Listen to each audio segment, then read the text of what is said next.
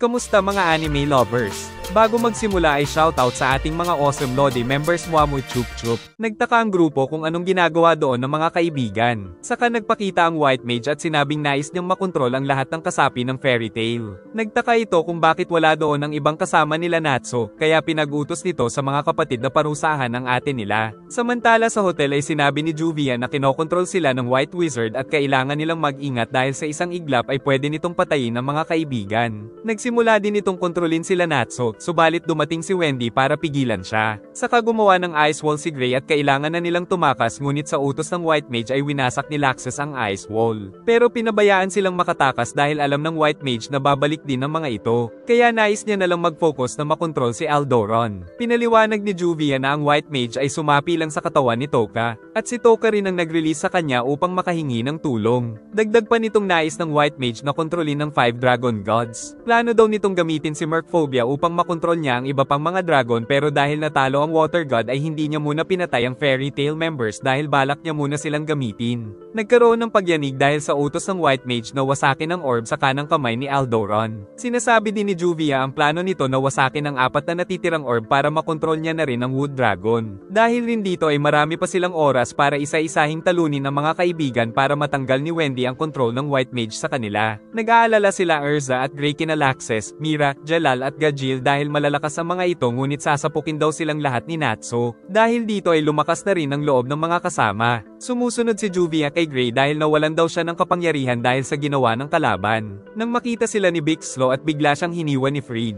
Mula sa taas ay umatake din si Evergreen na nagpatalsik sa binata. Sa kasamaang palad ay nakasalubong pa ni Lucy sila Mira Jane. Tinawag niya si Loki pero natatakot din ito kay Mira. Kaya tinawag niya rin si Virgo ngunit kulang pa rin ang kanilang lakas ngunit lalaban pa rin sila. Natalo na ni Natsu sila Wakaba at Macau pati na rin si Romeo ngunit biglang dumating si Gajil. Sumugod ang bida at sumuntok nang inatake siya ng bakal na paa nito ngunit nakatakas si Natsu, muling nakailag sa paghiwa nito at nakipag-headbutt pero mas matigas ang ulo ni Gajil, ngunit sinipa niya naman ang mukha nito. Naging shadow si Gajil at na-uppercut siya, ngunit nakabawi si Natsu. Kaya gumamit ng malaking espada si Gajil na sinalag ng ating bida, ngunit pinatalsik siya ng kuryente ni Natsu. Samantala nakita ni Lily si Happy kaya kinabahan ang pusang Blue. Ngunit nang makita ang kidlat ay natakot ang pusang Black na siyang sinamantala naman ni Happy. Nag-transform si Mira Jane at sinampal si Virgo na nasarapan pa. Sumugod si Elfman na sinalag ni Loki. Saka ginamit ni Elfman ang lion form nito at sinuntok si Loki para magkaalaman daw kung sino ang tunay na Leo. Sumugod si Lysana kay Lucy at pinaghihiwa pa siya nito. Kaya ginamit na ni Lucy ang kanyang bagong magic at nag-transform ng pinagsamang outfit na Leo at Virgo form. Ngunit nag-transform din si Lysana na isang 9-tailed fox at sumugod kaya umatake ng maraming apoy si Lucy at tinamaan ito, pero mas pinalaki pa ito ni Lucy para tamaan din sila Elfman at Lysana. Naubos na ang magic ni Lucy at bagsak na si Lysana pero hindi umubra sa dalawang kapatid nito. Si Virgo naman ay isinabit lang pala ni Mira. Samantala sila Wendy ay poprotektahan ng orb sa kanang balikat ni Aldoron. Si Erza ay nagtungo sa kaliwang kamay ni Aldoron at mabilis na tinapos sila Jet at Roy. Saka pumasok siya sa palasyo at naghihintay doon si Jelal. Handa nang lumaban si Erza ngunit pinakita ni Jelal ang katawan nito. Sumugod si Freed at pati na si Evergreen, saka pinasabog din ni Big Slow si Gray. Gagawa sana siya ng yelo ngunit nawala ang mahika dahil nasa loob siya ng enchantment ni Freed kaya katapusan niya na daw. Napilitan si Gray na gamitin ang Devil Slayer magic kaya nag-battle form na rin si Freed. Saka nagsabayan ang dalawa ngunit si Freed lang ang napinsala. Mabilis din niyang isinunod si Evergreen saka inumbag si Big Slow at tuluyang tinapos si Freed.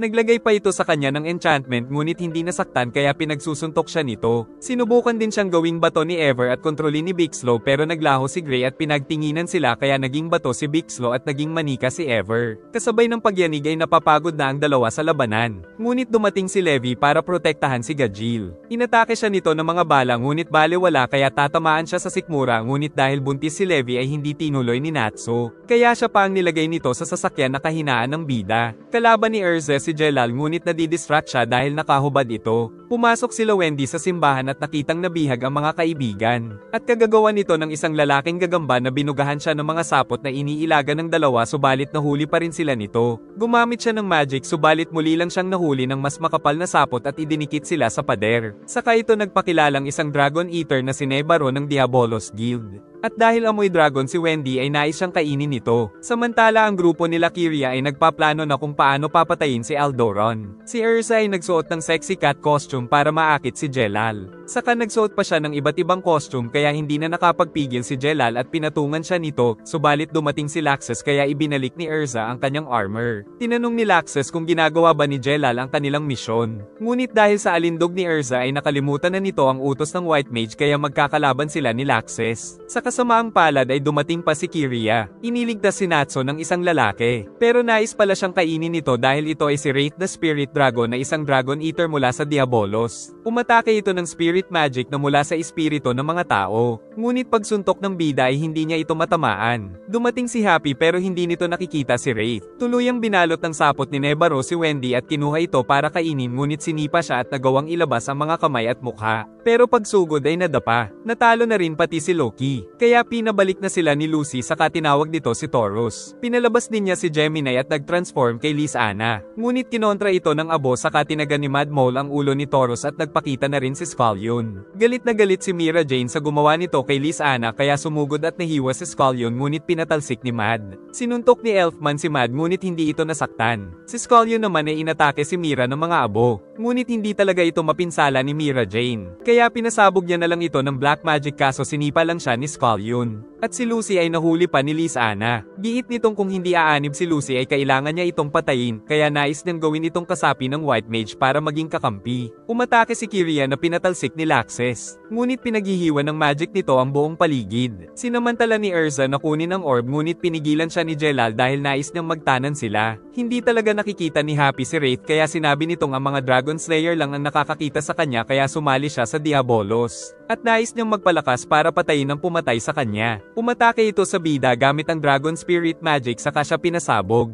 Tapos kinuha nito ang kanyang kaluluwa para kainin at sinabi nitong patay na daw si Natsu. Nagising ang bida sa maraming ulap kung saan nakita niya si Ziref. Nakita niya rin dito si Mavis at pinagkamalang buhay pa ito. Saka sinabi ni Ziref na asawa niya si Mavis. At may anak silang sila August at Larcade na mahal nila. Nagtataka si Natsu kaya sinabi ni Ziref na sila ay nasa spiritual heaven ni Natsu. Kaya nakita niyang nandoon din si Ignil. Giit ng dragon na ito ay ang kanyang unconscious world. At kailangan niya nang umalis para kalabanin ng multong kalaban. Bago pa makain ang kaluluwa ni Natsu ay lumaban ito at nag-transform sa kanyang katawan saka sinuntok si Wraith. Dahil sa thought projection ng bida ay nabugbog niya na ang multo ng paulit-ulit. Pero sumapi ito kay Happy ngunit hindi inaasahan ni Wraith na susuntukin din ito ng bida kaya lumabas na ang multo. Tinamaan na naman siya ni Natsu kaya tumakas na ito. Nagbalik siya sa katawan at sinabing magiging multo siya muli kaya bantayan ang kanyang katawan. Samantala naghahanap ng malakas na katawan si Wraith para sapian. Nakita ng bida na tumatagos ito sa mga building kaya ginaya niya rin habang hinahanap si Wraith. Kalaunan ay sumapi pala si Wraith kay Makarov at nakatayo na ito sa wheelchair. Nag-Capricorn form si Lucy para mapigilan siyang makontrol at nahuli din nila si Lysana na nawala ng malay. Samantala di makapaniwala si Kiria sa lakas ni Laxus. Kahit parang nasa loob ng kakon ay nagawa ni Wendy na masipa si Nebaro. Ngunit tumakas ito patungo sa kristal na tagumpay nitong nabasag kaya tatlo na lang bago pa mawala ng magic si Aldoron. Si Erza naman ay dinala ni Jelal upang gawin itong kasapi ng White Mage. Kaya niloko ito ni Erza na nais niyang yakapin ang binata. At nagsimula siyang tanggalin ang kanyang suot at ginamit ito para mahuli si Jelal. Pero natuwa pa ang binata sa kanyang ginawa. Kaso iniwanan lang siya doon ni Erza. Gamit ang katawan ni Makarov ay sinuntok nito si Natsu na tumalsik ng malakas. Nagtaka si Natsu kung paano siya nito tinamaan. Sagot nitong siya ay isang multo at si Natsu ay isang thought projection. Nagtataka si Wraith kung bakit masyadong synchronized ang kanyang kaluluwa kay Makarov, kaya naisip niyang baka relatives niya ito. Muli nitong sinuntok si Natsu na napakarami ng anararong mga bahay. Pinalaki nito si Makarov at sinuntok ang bida ngunit nagliyab si Natsu. Saka sumugod ang salamander at sinapok ang master na tumalsik din ng napakalayo. Ngunit naalala bigla ni Wraith ang nakaraan ni Makarov kung saan makikita ang unang mga naging miyembro ng Fairy Tail. Dumating ang isang lalaking sugatan na inatake daw ng mga halimaw at ito ay walang iba kundi si Wraith. Nais ni Makarov na mailigtas ang buhay nito subalit tuluyan na itong namatay. Nalaman ni Wraith na miyembro pala siya ng Fairy Tail noon. Lumabas siya kay Makarov at sinabi sinabing hindi na niya guguluhin ang pamilya, at bago tuluyang mamahinga ay sinabi ni Makarov na namiss niya ito. Nagbalik na rin si Natsu sa kanyang katawan. Saka itinali ni Gray ang tatlo. Ngunit dumating si Kana ngunit hindi siya matamaan ng binata. At gagamitin sa kanya ang fairy glitter, mabuti na lang ay napigilan ni Lucy. Saka kinuha nito ang mga card ni Kana upang gamiting pang-trap sa mga kaibigan. Ngunit sa halip ay si Lucy ang nakulong sa card. Nagising si Kana at nilabas si Lucy sa card saka kinulong ang Raijin Squad. Saka nagtaka ito sa kanyang suot dahil wala siyang underwear. Dahil lasing pala si Kana kaya hindi umepekto ang hypnosis ng White Mage. Sinubukan ni Kiria na tanggalin ang lakas ni Laxes. Subalit sinabi nitong nasa guild siya dahil siya ay mahina. Kaya tinamaan nito ng malakas na suntok ang Dragon Eater. Ngunit na-inlove sa kanya si Kiria. Hindi matanggal ni Wendy si Carla sa sapot kaya napilitan siyang iwan muna ito. Saka mabilis niyang hinabol si Nebora at sinipa ito sa mukha pero hindi nahulog dahil sa kanyang sapot. Kumain pa ito ng mga gum upang lumakas at tagumpay na tinamaan nito si Wendy.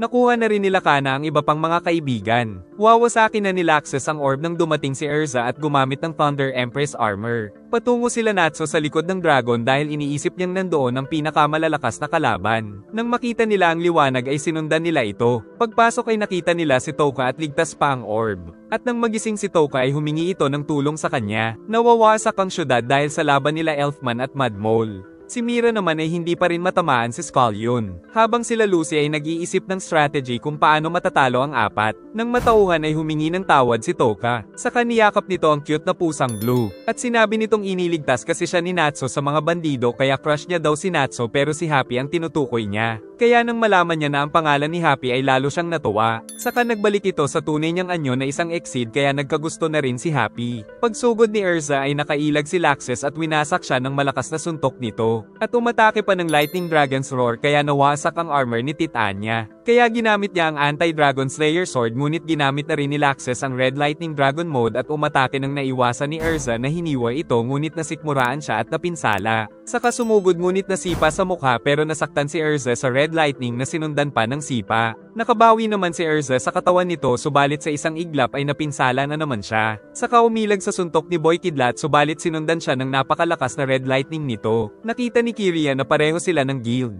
Naglabas ng dalawang espada si Titania at nilagyan ng High Enchantment Anti-Dragon Slayer na itinuro ni Wendy. Saka sumugod at ginamit ito kay Laxes na napinsala ng enchantment ngunit dahil sa lakas nito ay inatake din siya ng Red Lightning. Nagsuntukan ng dalawa at inihagis ni Laxes ang dalaga sa pader ngunit nawala ito saka hiniwa siya. At nagpatuloy ang mabibilis nilang mga atake kung saan napinsala sila pareho at gumamit si Laxes ng pinakamalakas na sibat ng kidlat ngunit nakailag si Erza at umatake ng mga espada na pinatalsik ni Laxes ng Red Lightning nito. Dahil sa pagwawala ay tumalsik si Kiria at tuluyang nawasak ang lugar. Nanghihina na si Erza saka lumapit si Laxes. Pero masaya daw si Erza dahil napakalakas ni Laxes ay mapoprotektahan nito ang guild saka tuluyang nawala ng malay. Subalit nagpahinga na rin si Laxes dahil wala na rin daw siyang magic power. Natuwa si Kiria kaya kakainin niya na daw si Laxes pero winasak muna niya ang orb kaya naramdaman ng pagyanig sa mga syudad na nasa katawan ng Wood Dragon. Giit ni Toka na kailangan nilang protektahan ng dalawang natitirang orb dahil kundi ay makukuha ng White Mage ang magic ni Aldoron. Pinipilit pa rin ng White Mage na kontrolin si Toka. Kaya nagmakaawa si Toka na patayin nila ang White Mage kahit madamay pa siya dahil masaya na siyang nakilala si Happy. Saka ito tuluyang naging White Mage at sinubukang kontrolin si Natsu. Sumugod si Happy na sinipa lang nito. Napaluhod ang bida dahil binabawasan rin ang kanyang mahika. Samantala inihagis ni Happy ang orb sa White Mage at bigla itong tinubuan ng mga ugat at kristal. Nakatakas sila dahil naalala ni Happy ang nalaman kay Juvia na hindi nito kayang wasakin mag-isa ang mga orb. At subukan man ng White Mage ay may puwersang pumipigil sa kanya. Nagpa siya si Scullion na umatras muna dahil natalo ang mga kasama. At nagplano si Gray kung paano matatalo sila Mira Jane. Kakainin na sana ni Kiria si Laxes nang sinabi ni Scullion na kapag kinain niya ito ay makokontrol na rin siya ng White Wizard. Dahil tila hindi na nila kontrolado ang sitwasyon ay naisip ni Scullion na baka kumilos na ang kanilang mga Dark Dragon Slayer Knights. Nakatakas na si Wendy sa sapot ni Nebaro gamit ang Dragon Force. Ngunit nag-Dragon Force din ang kalaban pero giit nila Mud Mole na pinagbabawal sa kanila ang paggamit nito. Pero dahil ayaw na nilang mapahiya sa Master ay papatayin nila si Nebaro pagkatapos nitong makipaglaban at sasabihin na lang na napatay ito ng fairy tale.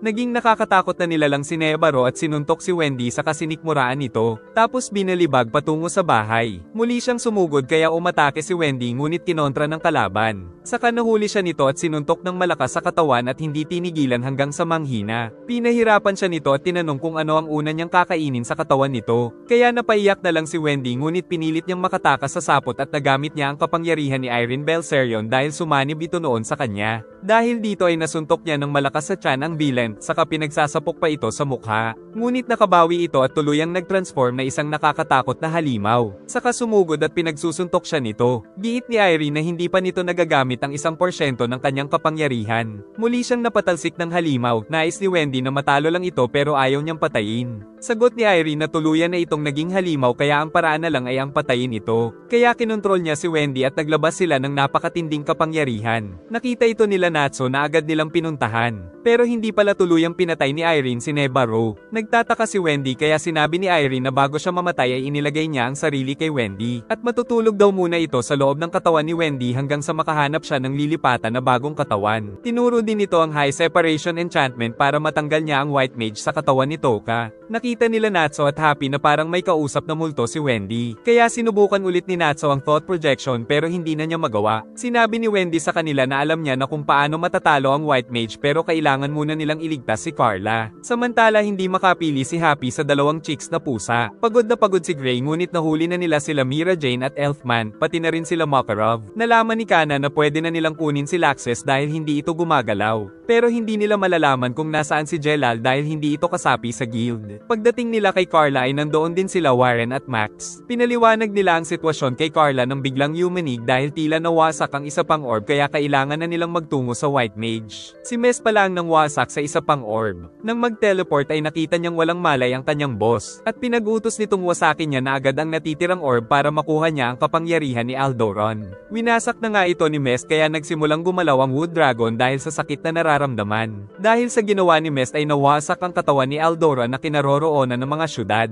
Pero di na bahala ang mga tao dahil nakahanda pala silang maging mga sakripisyo para ma-revive ang kanilang haring dragon. Nang mahulog ang mga ito ay napatakbo ang grupo. Saka nag-apoy ang ulo ng Wood Dragon at nabingi sila sa sigaw nito. Kalaunan ay nakagamit na rin ng magic si Juvia. Kaya ang ibang kasamahan ay nagising na rin mula sa hypnosis ng White Mage. Nagtataka si Laxus kung sino ang gumawa nito kay Erza. At natauhan na rin si Jelal samantala palpak ang plano ng White Mage dahil muling nabuhay si Aldoron dahil sa sakripisyo ng mga tao. Nagtataka si Mes kung ano ang nangyari. Pagdating nila Natsu ay umalis si Mes para hanapin ang mga kaibigan. Ngunit tuluyang naglaho ang magic ng White Mage dahil naloko pala siya ni Celinda-Moon Dragon God. Ginawa na ni Wendy ang Separation Enchantment upang matanggal ang White Mage na si Faris sa katawan ni Toka na isang exceed na tagumpay naman itong nagawa. Gumuguho ang lugar kaya nagmadali silang lumabas. Saka sinabi ni Natsu na siya na ang bahala. Subalit sa kanyang pagtakbo ay nakita niya ang napakaraming puwersa ng Giltina Magic Council. Sa utos ni Commander Robert ay naghanda sila ng napakaraming Uranus cannon na walang awang itinira sa ulo ng Wood Dragon. Subalit nagalit ito at winasak ang kanilang mga flying ship gamit ang mga ugat. Napaisip din si Natsu kung paano mapapatay ang ganito kalaking dragon. Pero umatake pa rin siya ng buong lakas gamit ang kanyang mahika ngunit tila walang epekto. Mula sa halaman ay nalaman ni Natsu na 1 damage lang ang napinsala niya kumpara sa 100 hit points ni Aldoron. Kalaunan ay naging isang humanoid ito at nagpakilalang si Godseed Wolfen. Napakaraming humanoid branch ang lumabas sa kanais din hawakan ng mukha ni Kana ngunit binasa lang pala nito ang isip niya para malaman kung sino ang malakas. Kaya ito nagtransform sa anyo ni Gildart sa pinatalsik sila sa lakas. Nalaman nilang kinukuha ng mga ito ang memorya nila para mag-transform kaya kailangan nilang tumakas. Kinuryente ni Laxus ang marami sa mga ito. Samantala hinahabol ng maraming Makarov sila Max. Ang kaharap naman ni Natsu ay naging si Happy dahil ito pala ang nasa isip ng bida. Kaya sinuntok lang ito ni Natsu ngunit lumabas ang mas marami pang mga ugat. Pinipigilan nila Gray na makalapit ang mga ito sa kanila. Sa kanilabas na ni Kana ang mga kaibigan upang tumulong sa kanila. Sinimulan ito ni Gajil at sumunod sila Elfman at Lysana. Si Mira ay winasak ang marami sa mga ito. Pero napanaginipan niya daw na binabanatan siya ni Gray. Patuloy din sa pag-atake si Natsu sa mga ito. Saka naisipan niyang sunugin sila ng Fire Dragon's Roar. Subalit muling lumabas ang isang ugat at nabasa ang utak ni Natsu. Dahil dito ay nag-transform ito sa anyo ni Ziref. Giit ni Ziref na kahit magkapatid sila ay nanggaling pa rin siya kay Aldoron. Ngunit nais nais palang gamitin ni Natsu ang sumpa nito na ang nais niyang protektahan ay nagsisimatayan kaya mapapatay nito si Aldoran dahil ito ang nais niyang protektahan. Ngunit nagawa ni Ziref na mapaglaho ang sarili, at kalaunan ay nahuli si Natsu ng ugat. Saka naglaho ang mga kalaban nila Gray saka lumabas ang halimaw na nagpakilalang si Godseed Metro. Tapos pinalabas nito ang malalaking mga tauhan. Nahanap ni Laxus si Jelal at pareho silang nagtataka sa mga nangyayari. Saka dumating doon si Godseed Gears na balak kalabanin ni Jelal. Sa kasamaang palad ay dumating din si Godseed Doom habang wala ng magic power si Wendy. Napag-alam ang mga guardian pala ang apat na malalakas na naglabasan sa itaas. At ang panglima na pinakamalakas sa kanila ay ang makakalaban ni Natsu na si Godseed Aldoran na siyang utak daw ng Wood Dragon. Natuwa pa ang bida dahil lumiit ang papatayin niya, pero sa isang iglap ay binutes nito ang kanyang braso. Samantala ang Wood Dragon ay naghihintay lang pala ng reawakening upang masakop nila ang kontinente ng Giltina. Maraming taon nang nakalipas ay tumakas si Aldoran sa aknolohiya, at nagtayo siya ng mga syudad sa kanyang katawan upang maabsorb ang life force ng mga tao at patuloy siyang lumaki ng sobra. Dahil hindi na makontrol ni Aldoran ang sariling kapangyarihan ay gumawa siya ng 5 orbs at 5 guardian spirits. At ngayong nagising na ang Wood Dragon ay sasakupin na nila ang buong kontinente. Hindi makakapayag si Natsu ngunit bigla na naman siyang binutes nito. Lumaban ang lahat ng mga kasapi ng fairy tale sa mga alagad ni Metro ngunit napakatibay ng mga ito at napabagsak pa si Gajil. Nagpatuloy sila sa pag-atake ngunit walang umuobra sa kanilang mga mahika. Kaya si Metro ang inatake nila Gray at Juvia kaso sinalag sila ng isa pang tauhan nito. Nag-transform si Carla at sinipa si Doom. Subalit kinapitan siya ng mga spore at tuluyang nanigas sa katinubuan ng bulaklak na kapag naubos daw ang mga petal ay mamamatay si Carla. Sinubukan ni Wendy ang magic ngunit walang nangyari. Nahulog na ang unang petal samantalang hindi nila alam kung paano ito ililigtas. Tapos pinaulanan pa sila ng spore snow upang magaya sila sa sinapit ni Carla. Ngunit nagawa itong mapigilan ng buhangin ni Max. Subalit nahulog na ang isa pang petal ni Carla. Gumamit naman ng spore stream si Doom sa kanila at pinatalsik lang nito si Max. Napilitan si Wendy na gamitin ang power-up sa mga kasama saka siya nawala ng lakas at nakiusap na iligtas si Carla. Unang umatake si Nab na nagpatalsik sa mga spore. Si Vegetier ay kinontrol ang katawan nito ng dance magic saka sinuntok nito ni Lucky. Si Lucky, Nana at Rides ay umatake na rin sa kalaban. Aatake pa sana si Doom ng spore Big Bang ngunit sinipa na siya ni Warren at binaliw sa pamamagitan ng telepathy. Ginamit na rin ni Max ang natutunan na teknik kay Agil saka ipinang-atake nito sa kalaban kaya tuluyang natalo si Doom at nakaligtas si Carla. Sumigaw ng malakas ang Wood Dragon at nang malaman ni Aldoran ang sitwasyon ay binanatan si Natsu. Pero napansin ng bida na humina ang magic power nito.